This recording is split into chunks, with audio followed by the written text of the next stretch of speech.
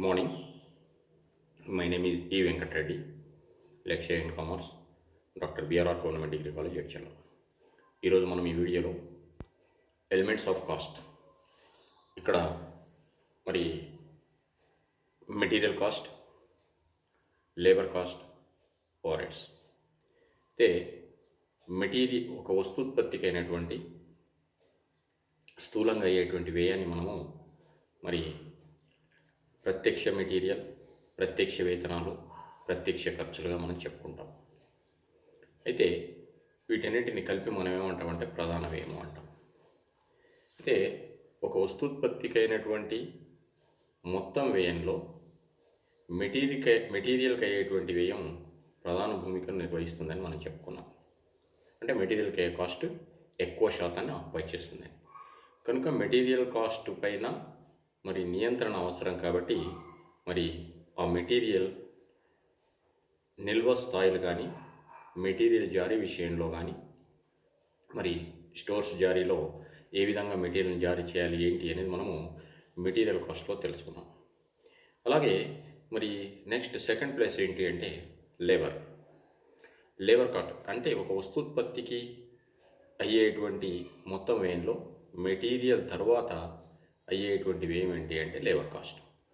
ఈ లేబర్ కాస్ట్ను కూడా మనం డిఫరెంట్, అంటే direct material, direct labour, indirect labour అని డిఫరెంట్ మెథడ్స్, వేజెస్ చెల్లించే పద్ధతులు, అలాగే లేబర్ టర్న్ ఓవర్ మొదలైనవి మనం తెలుసుకున్నాం. ఇప్పుడు ఈ వీడియోలో మనం ఏంటంటే ఓవర్ హెడ్స్ గురించి తెలుసుకుందాం. ఓవర్ హెడ్స్ అంటే ఏంటి? ఓవర్ హెడ్స్ అని వేటిని అంటాం అంటే, మనము వస్తుత్పత్తి మొత్తం వ్యయంలో మనం ఇంత క్రితం చెప్పుకున్నట్టు మెటీరియల్ వ్యయము, లేబర్ వ్యయంతో పాటు ఓవర్ హెడ్స్ కూడా అవుతాయి. అంటే వస్తుత్పత్తిని మనము స్థూలంగా మరి ప్రత్యక్ష వ్యయము, పరోక్ష వ్యయంగా వర్గీకరిస్తాం. ప్రత్యక్ష వ్యయము, పరోక్ష వ్యయంగా వర్గీకరిస్తాం. ప్రత్యక్ష వ్యయంలో ప్రత్యక్ష మెటీరియల్, ప్రత్యక్ష వేతనాలు, ప్రత్యక్ష ఖర్చులు కలిపి మనం ప్రత్యక్ష వ్యయాలంటాం. మొత్తం ప్రత్యక్ష వ్యయం. వీటిని ప్రధాన వ్యయం అని కూడా అంటాం. Prime cost, direct material, direct labour and direct expenses, that's call prime cost, ప్రధాన వ్యయము అంటాం. ఇక కాస్ట్ యూనిట్లకు నేరుగా కేటాయించడానికి వీలు లేనటువంటి ఖర్చులు ఏవైతే ఉన్నాయో వాటిని మనం ఏమంటామంటే పరోక్ష వ్యయాలంటాం. ప్రత్యక్ష వ్యయాలంటే కాస్ట్ యూనిట్లకు నేరుగా కేటాయించడానికి వీలున్నటువంటివి ప్రత్యక్ష వ్యయాలు. కాస్ట్ యూనిట్లకు నేరుగా కేటాయించడానికి వీలు లేనటువంటి వ్యయాలను మనము పరోక్ష వ్యయాలు అంటాం. అంటే పరోక్ష వ్యయాల్లో మనం పరోక్ష మెటీరియల్, పరోక్ష వేతనాలు, పరోక్ష ఖర్చు, వీటన్నిటిని కలిపి మనం స్థూలంగా ఏమంటామంటే ఓవర్ హెడ్స్ అంటాం. ఓవర్ హెడ్స్ అంటే ఏంటి? పరోక్ష మెటీరియల్కి అయినటువంటి వ్యయం, పరోక్ష వేతనాలకు అయినటువంటి వ్యయం, అలాగే పరోక్ష ఖర్చు. ఈ మూడింటిని కలిపి మనం స్థూలంగా ఏం చెప్పుకుంటామంటే ఓవర్ హెడ్స్ అని అంటాం. ఓవర్ హెడ్ ఖర్చులను ఆన్ కాస్ట్ అని, అనుత్పాదకత వ్యయాలని, అనుబంధ వ్యయాలని కూడా మనం ఇక్కడ చెప్పడం జరుగుతుంది. అయితే ఒక నిర్దిష్టమైనటువంటి ఉత్పత్తి యూనిట్లతో ప్రత్యక్షంగా గుర్తించ వీలు లేనటువంటి వ్యాపార సంస్థ తాలూకు ఆపరేటింగ్ వ్యయాలను మనం ఓవర్ హెడ్ వ్యయాలు అంటాం. ఇది డెఫినేషన్. మరొకసారి చూడండి. ఒక నిర్దిష్టమైన ఉత్పత్తి యూనిట్లతో ప్రత్యక్షంగా గుర్తించలేని వ్యాపార సంస్థ తాలూకు ఆపరేటింగ్ వ్యయాలను మనం ఓవర్ హెడ్ వ్యయాలు అంటాం.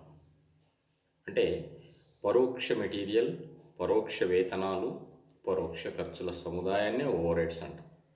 ఇది నేను మీకు చెప్పినటువంటి డెఫినేషన్ కాదు, జనరల్గా ఐసిఎంఏ లండన్ వాళ్ళు ఇచ్చినటువంటి డెఫినేషన్ ఏంటి అంటే పరోక్ష మెటీరియల్, పరోక్ష వేతనాలు, పరోక్ష ఖర్చుల సముదాయాన్ని మనం ఓవర్ హెడ్స్గా చెప్పడం జరుగుతుంది ఇక్కడ. ఇక ఓవర్ హెడ్ ఖర్చులను వివిధ రకాలుగా మనం వర్గీకరించవచ్చు. ఉత్పత్తి ఓవర్ హెడ్స్ అని, పరిపాలన ఓవర్ హెడ్స్ అని, అమ్మకం పంపిణీ ఓవర్ హెడ్స్ అని. ఇవి మనము విధుల వారీగా వర్గీకరణ చేసినప్పుడు ఈ విధంగా క్లాసిఫికేషన్ చేస్తాం. ఉత్పత్తి ఓవర్ హెడ్స్ అంటే, ఉత్పత్తి ఓవర్ హెడ్స్ అంటే ఫ్యాక్టరీ ఓవర్ హెడ్స్ అని కూడా అంటాం వీటిని. ఉత్పత్తి ఓవర్హెడ్స్ను ఫ్యాక్టరీ ఓవర్హెడ్స్ అని కూడా అంటాం.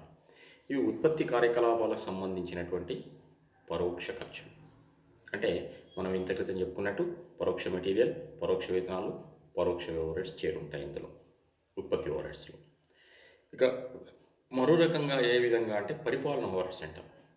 అడ్మినిస్ట్రేషన్ ఎక్స్పెన్సెస్ అంటే సంస్థ తాలూకు పరిపాలనా విధానాలను రూపొందించడానికి మరి ఒక వ్యవస్థను రూపొందించడం జరుగుతుంది. మరి ఆ వ్యవస్థను నిర్దేశించడానికి మరి అదుపు చేయడానికి అయ్యేటువంటి ఖర్చులన్నింటిని మనం ఏమంటామంటే పరిపాలన ఖర్చులుగా మనం ఇక్కడ చెప్పుకుంటాం. అయితే ఇక్కడ మరో రకంగా అంటే ఈ విధుల వారిగా వర్గీకరణలో ఉత్పత్తి ఓవర్హెడ్స్, పరిపాలన ఓవర్హెడ్స్, అమ్మకం పంపిణీ ఓవర్హెడ్స్ మూడవది. అమ్మకం పంపిణీ ఓవర్హెడ్స్ అంటే వస్తువులకు డిమాండ్ను సృష్టించడానికి, అంటే వస్తువులను అమ్ముకోవడానికి, ఉన్న డిమాండ్ను నిలబెట్టుకోవడానికి, డిమాండ్ను పెంచడానికి చేసే అన్ని వ్యయాలను మనం ఏమంటామంటే అమ్మకం ఖర్చుల కిందకి తీసుకుంటాం. అంటే ఫ్యాక్టరీలో వస్తువు తయారైనప్పటి నుండి అవి వినియోగదారునికి చేరే వరకు అయ్యేటువంటి ఖర్చులన్నింటినీ మనం ఏమంటామంటే వాటికి అయ్యే ఖర్చులను అమ్మకం మరియు పంపిణీ ఖర్చులుగా మనం చెప్పుకుంటాం. అంటే మనం ఉత్పత్తి చేసిన ప్రోడక్ట్ ఏదైతే ఉందో ఆ ఉత్పత్తి చేసిన ప్రోడక్ట్ను ఉత్పత్తి చేయడానికి ఎంత ప్రాముఖ్యత ఉంటుందో ఉత్పత్తి అయిన ప్రోడక్ట్ను వినియోగింపజేయడానికి కూడా అంతే మరి వ్యయాన్ని వెచ్చించాల్సిన పరిస్థితి ఉత్పన్నమవుతుంది ప్రస్తుతం మార్కెట్లో. ఎందుకంటే పోటీ మార్కెట్ ఎక్కువగా ఉంటుంది కాబట్టి మన వస్తువుకు తగిన డిమాండ్ రావాలి, మరి దాన్ని ఎక్కువగా గిరాకీ రావాలి, ఎక్కువ సేల్స్ జరపాలి అనుకున్నప్పుడు మరి అమ్మకం ఖర్చులను, పంపిణీ ఖర్చులను మనం వెచ్చించాల్సినటువంటి అవసరం ఉత్పత్తిదారునికి ఉంటుంది. కనుక మరి ఈ విధుల వారీగా వర్గీకరణ చేసినప్పుడు ఓవర్హెడ్ వ్యయాలను ఉత్పత్తి ఓవర్హెడ్స్ అని, పరిపాలన ఓవర్హెడ్స్ అని, అమ్మకం పంపిణీ ఖర్చులని మనం వర్గీకరణ చేయడం జరుగుతుంది. అయితే ఇక్కడ అంశాల వారీగా వర్గీకరణ కూడా చేయొచ్చు ఓవర్హెడ్స్ని. అంశాల వారీగా వర్గీకరణ ఏంటంటే ఉత్పత్తి పరిమాణంలో మార్పు వచ్చినటువంటి, అంటే ఉత్పత్తి పరిమాణంలో మార్పు సంభవించినప్పుడు పరోక్ష ఖర్చుల్లో కూడా కొన్ని మార్పులు వస్తాయి, కొన్ని స్థిరంగా ఉంటాయి. అంటే ఉత్పత్తి పరిమాణాన్ని బట్టి ఖర్చులలో మార్పు ఉండే ఖర్చులు ఓవర్హెడ్స్ ఉంటాయి, మార్పు లేనటువంటి ఓవర్హెడ్స్ ఉంటాయి. వాటిని మనం ఏమంటున్నామంటే స్థిర ఓవర్హెడ్స్ అని, చర ఓవర్హెడ్స్ అని, స్థిరచర ఓవర్హెడ్స్ అని మనం వర్గీకరణ చేస్తాం. స్థిర ఓవర్హెడ్స్ అంటే ఇక్కడ మనకు ఉత్పత్తితో సంబంధం లేకుండా, అంటే ఉత్పత్తి పరిమాణంలో కానీ అమ్మకాలలో కానీ వచ్చే హెచ్చుతగ్గుల ప్రభావం వల్ల ఖర్చులలో ఎలాంటి మార్పు లేనటువంటి ఖర్చులు ఏవైతే ఉంటాయో వాటిని మనం స్థిర ఓవర్హెడ్స్ అంటాం.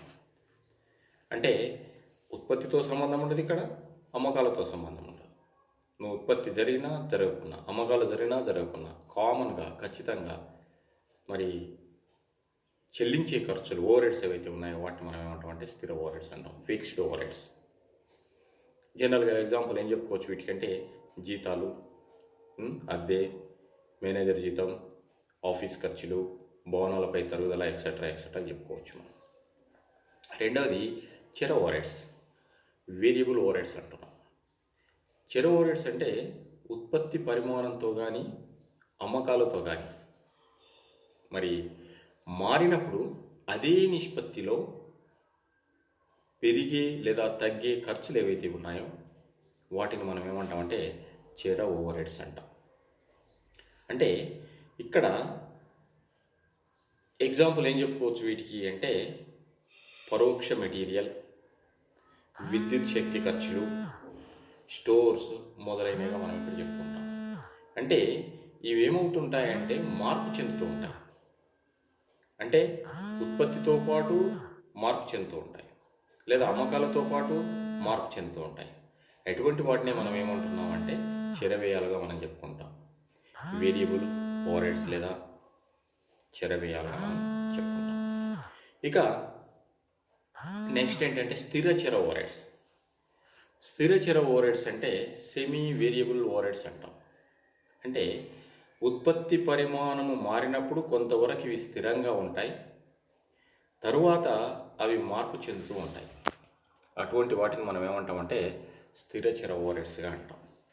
అంటే ఫర్ ఎగ్జాంపుల్ ఎలక్ట్రిసిటీ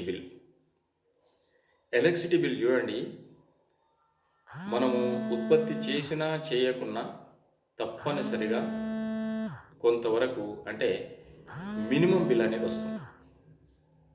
లేదు మనం ఉత్పత్తి జరిగి ఎక్కువ వినియోగిస్తే ఎక్కువ వస్తుంది, తక్కువ వినియోగిస్తే తక్కువ వస్తుంది, యూనిట్లను బట్టి, వినియోగించే యూనిట్స్ని బట్టి. కనుక ఇక్కడ ఇవి కొంతవరకు స్థిర స్వభావాన్ని కలిగి ఉంటాయి, తర్వాత చర స్వభావాన్ని కలిగి ఉంటాయి. ఇటువంటి వాటిని మనం ఏమంటున్నామంటే సెమీ వేరియబుల్ ఓవర్ హెడ్స్ అంటాం, స్థిర చర ఓవర్ హెడ్స్ అంటాం. ఓకే, ఎగ్జాంపుల్ టెలిఫోన్ ఖర్చులు అనొచ్చు, అమ్మకం సిబ్బంది జీతాలు కావచ్చు, సూపర్వైజర్ ఖర్చులు కావచ్చు, మరమ్మతుల ఖర్చులు కావచ్చు, ఇలాంటివి. అంటే ఇక్కడ ఇవి విధుల వారీగా మనము వర్గీకరణ చేస్తే, ఓకే, మనము విధుల వారీగా వర్గీకరణ చేస్తే ఉత్పత్తి ఓవర్ హెడ్స్ అంటున్నాం, పరిపాలన ఓవర్ హెడ్స్ అంటున్నాం, అమ్మకం పంపిణీ ఓవర్ హెడ్స్ అంటున్నాం. అదే అంశాల వారీగా వర్గీకరణ చేసి ఏం చెప్పుకుంటున్నాం, స్థిర ఓవర్ హెడ్స్ అంటున్నాం, చర ఓవర్ హెడ్స్ అంటున్నాం, స్థిర చర ఓవర్ హెడ్స్ అంటున్నాం. సరే, ఇది classification of over heads. Next అయితే ఇక్కడ ఓవర్ హెడ్స్ని ఏ విధంగా కేటాయింపు చేస్తారు? అలొకేషన్ ఆఫ్ ఓవర్ హెడ్స్ ఎట్లా అంటే, ఫ్యాక్టరీ ఖర్చులలో కొన్నింటిని కొన్ని విభాగాలకు నేరుగా కేటాయించడానికి వస్తుంది. మరి కొన్నింటిని ఏంటంటే ఒక అంశం తాలూకు మొత్తం ఖర్చును వ్యయ కేంద్రాలకు లేదా వ్యయ యూనిట్లకు నేరుగా కేటాయించడాన్ని వ్యయ కేటాయింపు అని అంటాం మనం. అంటే ఈ దానికింత అని కేటాయింపు చేయడానికి అవకాశం ఉంటుంది. సో ఉదాహరణకు ఉత్పత్తి విభాగం మేనేజర్ జీతం ఉందనుకోండి, ఆ ఉత్పత్తి విభాగానికైన ఖర్చుల్లో మాత్రమే తీసుకొనికి వస్తుంది. అంటే ఆ ఉత్పత్తి విభాగానికి అతని జీతాన్ని ఆ జీతం ఖర్చులను మరి కేటాయించడానికి అవకాశం ఉంటుంది. అంటే ఒక విభాగానికైన ఖర్చును ఖచ్చితంగా తెలిస్తే ఆ ఖర్చును ఆ విభాగానికి కేటాయించడానికి అవకాశం ఉంటుంది. అది ఇక మరి ఈ ఓవర్ ఖర్చులను ఎట్లా పంపిణీ చేస్తాం? కేటాయింపు చేస్తాం, విభాగాల వరకు కేటాయింపు చేస్తాం. ఉత్పత్తి విభాగాలకు, సేవా విభాగాలకు ఓవర్ ఖర్చులను పంపిణీ చేస్తాం. అంటే దేనికి సంబంధించిన ఖర్చులను దానికి కేటాయింపు చేస్తాం. చేసిన తర్వాత వాటిని ఓవర్ హెడ్స్ని ఏ విధంగా పంపిణీ చేస్తాం? అయితే ఇక్కడ ఖర్చు అంశంలో వివిధ భాగాలు ఉంటాయి. అంటే వాటిని వ్యయ కేంద్రాలకు లేదా వ్యయ యూనిట్స్కు కేటాయించడాన్ని మనం ఏమంటామంటే ఓవర్ హెడ్ల పంపిణీ అంటాం. అంటే ఇక్కడ ఓవర్ హెడ్ ఖర్చులు న్యాయబద్ధంగా వివిధ వ్యయ కేంద్రాలకు లేదా విభాగాల మధ్య పంచడానికి స్థూల ఓవర్ హెడ్స్ అని అంటాం.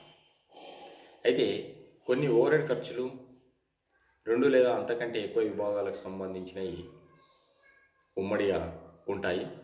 ఇట్టి ఖర్చులను మరి ఆయా విభాగాలకు మనం ఏంటి అంటే న్యాయబద్ధంగా దేనికి ఎంతకే పంపిణీ చేయాలనేది పంపిణీ చేయడం జరుగుతుంది. ఉదాహరణకు మీటర్లు విడివిడిగా ఉంటే విద్యుత్ ఖర్చును ఏం చేస్తాం, వాటిని మరి విభాగాల వారిగా కేటాయించిన తర్వాత ఆ విభాగంలో వేటికి అనేది వాటిని బట్టి విద్యుత్ ఉపయోగించే విభాగాలను ఆ ఖర్చులను బట్టి వాటిని వర్గీకరణ చేస్తాం. అలాగే ఫ్యాక్టరీ రెంట్ ఉందనుకోండి, ఫ్యాక్టరీ అద్దెను కూడా ఏం చేస్తాం, ఉత్పత్తి విభాగాలకు, సేవా విభాగాలకు అవి ఆక్రమించిన స్థల విస్తీర్ణాన్ని బట్టి వాటిని కేటాయింపు చేయడం జరుగుతుంది.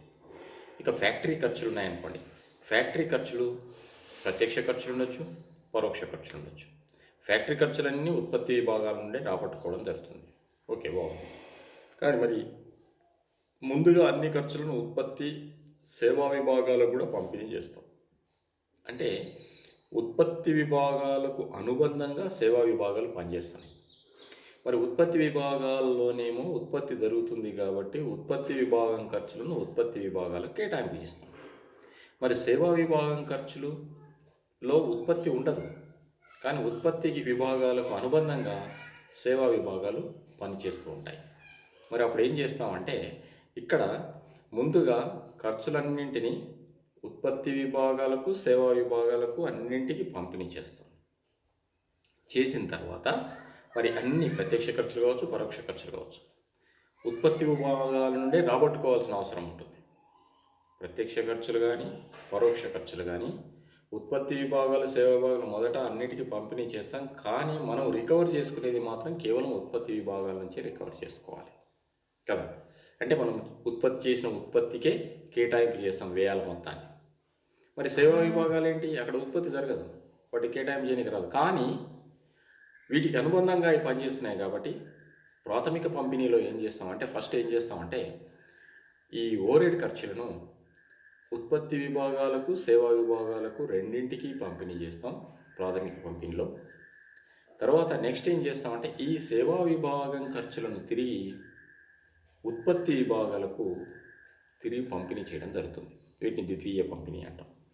అంటే ప్రాథమిక పంపిణీలో ఉత్పత్తి విభాగాలకు పంపిణీ చేస్తాం, సేవా విభాగాలకు పంపిణీ చేస్తాం. ద్వితీయ పంపిణీలో ఏం చేస్తామంటే సేవా విభాగం ఖర్చులను ఉత్పత్తి విభాగాలకు పునః పంపిణీ చేయడం జరుగుతుంది, అంటే తిరిగి పంపిణీ చేయడం జరుగుతుంది. అప్పుడు ఉత్పత్తి విభాగాలకు మొత్తం వ్యయాలెంత అనేది తెలుస్తుంది. తెలిస్తే దాన్ని బట్టి ఏంటంటే ఆ ఉత్పత్తి యూనిట్స్ నుంచి ఆ వ్యయాలను, అంటే ఆ మొత్తం వ్యయాలను రాబట్టుకోవడం జరుగుతుంది. ఓకే, సో ఇక్కడ ఏ విధంగా పంపిణీ చేస్తారు, ఖర్చులను పంచే పద్ధతి ఏంటి అని మనం గమనించినట్టయితే ఫ్యాక్టరీ ఖర్చులు ఉత్పత్తి సేవా విభాగాల మధ్య పంపిణీ చేయడానికి కొన్ని పద్ధతులు ఉన్నాయి. ఏంటంటే ఒకటి స్తోమతను బట్టి, అంటే ఈ పద్ధతిలో ఉమ్మడి ఖర్చులు ఆయా శాఖలు భరించే స్తోమతను బట్టి వాటిని ఏం చేస్తామంటే పంపిణీ చేస్తాం. తర్వాత వాటి ఆదాయాన్ని బట్టి, వాటి ఆర్థిక స్తోమతను బట్టి, మరి అంటే ఎక్కువ ఆదాయం వచ్చే శాఖలకు ఎక్కువ ఖర్చులు భరించాల్సి ఉంటుంది, తక్కువ ఆదాయం వచ్చే వారికి తక్కువ ఖర్చులు భరించాల్సి ఉంటుంది. అంచనాలను బట్టి, అంచనాలు అంటే ఇక్కడ వివిధ శాఖల పరోక్ష ఖర్చును ముందుగా అంచనా వేస్తారు, దేనికి ఎంతెంత అవుతున్నాయని. మరి ఆ తర్వాత వాటిని ఏంటంటే వాస్తవంగా బేరీజు వేస్తారు, వేసి వాటిని పంపిణీ చేస్తారు.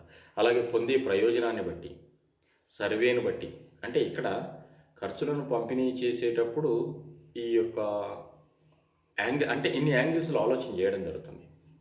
దాని స్తోమత ఏ విధంగా ఉంది, అంచనా, పొందే ప్రయోజనాన్ని బట్టి, సర్వేని బట్టి, ఇన్ని అంశాలను పరిగణలోకి తీసుకొని ఈ ఓవర్ హెడ్స్ను పంపిణీ చేయడం జరుగుతుంది. అయితే వివిధ డిపార్ట్మెంట్ల మధ్య ఓవర్ హెడ్ ఖర్చులను పంపిణీ చేసే పద్ధతిని డిపార్ట్మెంటలైజేషన్ అంటాం. డిపార్ట్మెంటలైజేషన్ ఆఫ్ ఓవర్ హెడ్స్ అంటే ఏంటి అంటే వివిధ డిపార్ట్మెంట్ల మధ్య ఓవర్ హెడ్ ఖర్చులను పంపిణీ చేసే విధానం ఏదైతుందో దాన్నే మనం డిపార్ట్మెంటలైజేషన్ అంటాం. ఉత్పత్తి సంస్థలోని విభాగాలను ఉత్పత్తి విభాగాలుగా, సేవా సంస్థలలోని సేవా విభాగాలుగా విభజిస్తాం. ఫస్ట్ మనం ఉత్పత్తి విభాగాలలో ఉత్పత్తి జరుగుతుంది. ఉత్పత్తి కార్యక్రమాలను సులభతరం చేయడానికి, అంటే ఉత్పత్తి విభాగాలు సమర్థవంతంగా పనిచేయడానికి సేవా విభాగాలు తోడ్పడుతున్నాయని మనం చెప్పుకున్నాం. కాబట్టి వివిధ అంశాలపైన వివిధ అంశాల తాలూకు సమాచారాన్ని మరి సేకరించి తర్వాత వాటిని సంస్థలోని వివిధ విభాగాలకు మరి కేటాయించి పంపిణీ చేయాల్సినటువంటి అవసరం ఉంటుంది. ఇక ఓవర్ హెడ్స్ను వివిధ విభాగాలకు కేటాయించడానికి చాలా ప్రాతిపదికలు ఉన్నాయి. అంటే ఉన్న ఖర్చులను తగిన ప్రాతిపదికపై వివిధ విభాగాలకు మరి పంచాలి. అయితే ఓవర్ హెడ్ల పంపిణీ బాధ్యతను మనం ఏంటంటే ఇక్కడ ఓవర్ హెడ్ పంపిణీ బాధ్యత కాస్ట్ అకౌంటెంట్. అంటే ఓవర్ హెడ్ ఖర్చులను ఎవరు పంపిణీ చేస్తారు అంటే కాస్ట్ అకౌంటెంట్.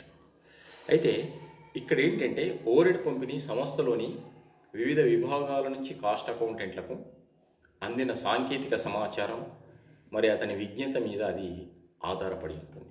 అంటే కాస్ట్ అకౌంటెంట్ యొక్క నాలెడ్జ్ ప్రకారం వాటిని పంపిణీ చేయడం జరుగుతూ ఉంటుంది.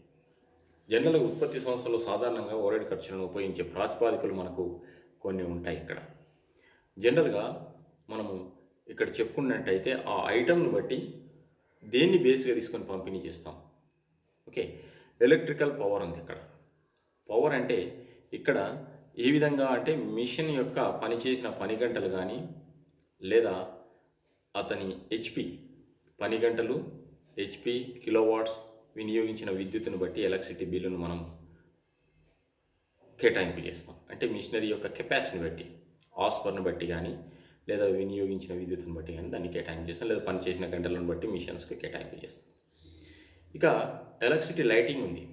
లైటింగ్ ఖర్చులు ఏం చేస్తాం మనం అంటే లైట్ పాయింట్స్ అంటే ఇక్కడ ఏ విభాగంలో ఎన్ని లైట్ పాయింట్లు ఉన్నాయి, మరి మొత్తం ఎలక్ట్రిసిటీ అది వెలుతురు ఖర్చులు ఎంత అయినాయి, లైటింగ్ ఖర్చులు, ఆ లైట్ పాయింట్లను బేస్గా తీసుకుని ఆయా విభాగాలకు కేటాయింపు చేయడం జరుగుతుంది. అలాగే హీటింగ్, ఆక్రమించిన స్థల విస్తీర్ణాన్ని బట్టి అద్దె రేట్లు, పన్నులు, తరుగుదల, మరమ్మతులు, ఇవన్నీ కూడా అవి స్థలమించిన అంటే ఆ మిషన్స్ ఆక్రమించిన స్థలాన్ని బట్టి కేటాయింపు చేయడం జరుగుతుంది. ఇక పర్యవేక్షణ ఖర్చులు కానీ, క్యాంటీన్ ఖర్చులు కానీ, వైద్య ఖర్చులు కానీ, టైం కీపింగ్ ఖర్చులు, ఇలాంటివన్నీ ఏం చేస్తారంటే ఇక్కడ ఆ విభాగాలలో పనిచేసే కార్మికుల సంఖ్యను బేస్గా తీసుకుని పంపిణీ చేయడం జరుగుతుంది. అయితే యజమాని బీమా బాధ్యత కార్మికుల సంఖ్య లేదా ప్రత్యక్ష వేతనాల ప్రాతిపదికన పంపిణీ చేయడం జరుగుతుంది. అలాగే సరుకును బీమా చేసినట్టయితే ఇన్సూరెన్స్ ఖర్చులను సరుకు విలువ ప్రాతిపదికగా వాటిని కేటాయింపు చేయడం జరుగుతుంది. స్టోర్ కీపింగ్ మొదలైనటువంటి మెటీరియల్ నిర్వహణ ఖర్చులు, ఇలాంటివన్నీ బరువు లేదా మెటీరియల్ విలువ ఆధారంగా వాటిని పంపిణీ చేయడం జరుగుతుంది. ఇక అంతర్గత రవాణా, సాధారణ ఓవర్ ఖర్చులు. సాధారణ ఓవర్ ఖర్చులు జనరల్గా ప్రత్యక్ష శ్రామిక గంటలు లేదా గంట కేంద్రం ఖర్చు రేటు ప్రకారం పంపిణీ చేస్తాం. తర్వాత స్టోర్ సర్వీస్ ఖర్చులు, అవి వినియోగించిన మెటీరియల్ను బేస్గా తీసుకుని వాటిని పంపిణీ చేస్తాం. ఆడిట్ ఫీజు ఏదైతే ఉందో అది సేల్స్ లేదా టోటల్ కాస్ట్ను బేస్గా తీసుకొని పంపిణీ చేస్తాం. ఓకే, సో ఇక్కడ ఏంటి అంటే మొత్తం పైన కాస్టింగ్లో ఓవర్ హెడ్ ఖర్చుల పంపిణీకి ఒక నిర్దిష్టమైనటువంటి ప్రాతిపదికలంటూ ఏమీ లేవు. అయినప్పటికీ కూడా ఏంటి అంటే ఈ మనం ఇప్పుడు చెప్పుకున్నటువంటి ఈ నిర్దిష్టమైనటువంటి ప్రాతిపదికల్లో సాధారణంగా సహజంగా వాటి స్వభావాన్ని బట్టి, ఓవర్ హెడ్ యొక్క స్వభావాన్ని బట్టి అక్కడ ఆయా వ్యయ కేంద్రాలకు పంపిణీ చేయడం జరుగుతుంది ఓవర్ హెడ్ ఖర్చులను. సో మనం ఇంత క్రితం చెప్పుకున్నట్టు ఈ బేస్ను అంటే వీటిని బేస్గా తీసుకొని వాటిని పంపిణీ చేయడం జరుగుతుంది. సేవా విభాగాల వ్యయాలను ఉత్పత్తి విభాగాల వ్యయం. ప్రాథమిక పంపిణీలో మనం ఏం చెప్తున్నాం, అన్ని ఖర్చులను అన్ని విభాగాలకు పంపిణీ చేస్తాం. అది ఉత్పత్తి విభాగమా సేవా విభాగం ప్రాథమిక పంపిణీలో. సో ఎట్లా బేస్ తీసుకుంటాం అంటే ఈ విధంగా మనం చెప్పుకున్నటువంటి ఇప్పుడు బేస్గా తీసుకుని మనం అంటే ఆ ప్రాతిపదికల్లో వాటికి పంపిణీ చేస్తాం. చేసినాక నెక్స్ట్ సెకండరీ అంటే ఇక్కడ ద్వితీయ పంపిణీలో ఏం చేస్తామంటే సేవా విభాగం ఖర్చులను ఉత్పత్తి విభాగానికి పునః పంపిణీ చేస్తాం. దీన్ని మనం ఏమంటామంటే ద్వితీయ పంపిణీ అంటాం.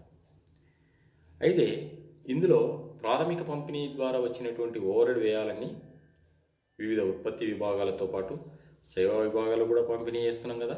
మరి పంపిణీ చేసినటువంటి ఈ సేవా విభాగంలో కాస్ట్ యూనిట్లు ఉత్పత్తి కావు కాబట్టి అందువల్ల సేవా విభాగం వ్యయాలను ఏం చేస్తామంటే తిరిగి ఉత్పత్తి విభాగాలకు పంపిణీ చేయాల్సినటువంటి అవసరం ఉంటుంది. అందుకే దీన్ని ఏమంటున్నాం, అందుకే ద్వితీయ పంపిణీ అంటున్నాం.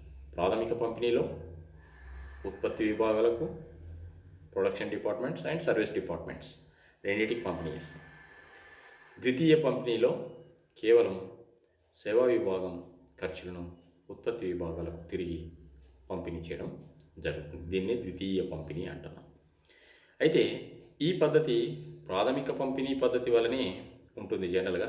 అయితే సేవా విభాగం ఓవర్ హెడ్స్ను పంపిణీ చేయడానికి ఉపయోగించే కొన్ని ముఖ్య ప్రాతిపదికలు దేన్ని బేస్గా తీసుకుని పంపిణీ చేస్తాం అని మనం చూసినట్టయితే సర్వీస్ డిపార్ట్మెంట్స్ కాస్ట్ మనము దేన్ని బేస్గా తీసుకుంటాం అని మనం అక్కడ గమనించినట్టయితే ఏంటంటే కార్మిక విభాగం ఉందనుకోండి. కార్మిక విభాగం ఏంటి, లేబర్ టర్నోవర్ రేట్ కానీ లేదా ప్రతి విభాగంలో ఉన్న ఉద్యోగస్తులు అందులో పనిచేసేవాళ్ళు. మరి కొనుగోలు విభాగం ఉందనుకోండి, కొనుగోలు ఆర్డర్ సంఖ్య కానీ లేదా వివిధ విభాగాల కొనుగోలు చేసిన మెటీరియల్ ప్రాతిపదిక కానీ వాటిని పంపిణీ చేస్తాం మెటీరియల్ కాస్ట్ను పద్ధతిన. అయితే సంక్షేమ, క్యాంటీన్, వినోద ఖర్చులు, సేవలు, పర్యవేక్షణ, అంబులెన్స్ ఇలాంటివన్నీ ఏం చేస్తామంటే కార్మికుల సంఖ్య లేదా వాళ్ళకు చెల్లించే వేతనాల మొత్తంను బేస్గా తీసుకొని పంపిణీ చేస్తాం. ఇక భవన సేవా ఖర్చులు మొదలైన ఏవైతే ఉన్నాయో వీటిని మనం ఏంటంటే ప్రతి విభాగం ఆక్రమించిన స్థలాన్ని బట్టి మనం ఏం చేస్తామంటే పంపిణీ చేస్తాం. స్టోర్ కీపింగ్ విభాగం ఖర్చులు ఏవైతే ఉన్నాయో మెటీరియల్ అభ్యర్థన పత్రం సంఖ్య లేదా ప్రతి విభాగం మెటీరియల్ పరిమాణము లేదా మెటీరియల్ కాస్ట్ను బేస్గా తీసుకొని పంపిణీ చేస్తాం. టైం కీపింగ్ ఖర్చులు ఏవైతే ఉన్నాయో ప్రతి విభాగంలో ఉద్యోగుల సంఖ్య, యంత్ర పని గంటలు లేదా శ్రామిక గంటలు బేస్గా తీసుకొని పంపిణీ చేస్తాం. ఇక అంతర్గత రవాణా, రవాణా చేసిన బరువు కాబట్టి బరువు లేదా వాల్యూ లేదా రవాణా చేసిన దూరాన్ని బట్టి వాటిని పంపిణీ చేస్తాం. తనఖా విభాగం యంత్రం పని గంటలు లేదా ప్రత్యక్ష శ్రమ గంటలు బేస్గా తీసుకొని పంపిణీ చేస్తాం. డ్రాయింగ్ ఆఫీస్ డిజైన్స్ నమూనాలు మొదలైన అన్నీ కూడా ఏంటంటే మరి ఇక్కడ నమూనాల సంఖ్య కానీ డ్రాయింగ్ల సంఖ్య కానీ పంపిణీ చేస్తాం. శిక్షణ ట్రైనింగ్ ఎక్స్పెన్సెస్ ఏమైనా ఉంటే కార్మికుల సంఖ్యను బట్టి పంపిణీ చేస్తాం. అంటే ఈ ద్వితీయ పంపిణీ కూడా ప్రాథమిక పంపిణీ వలనే ఉంటుంది. ఖర్చుల స్వభావాన్ని బట్టి ఆయా విభాగాలకు పంపిణీ చేస్తాం.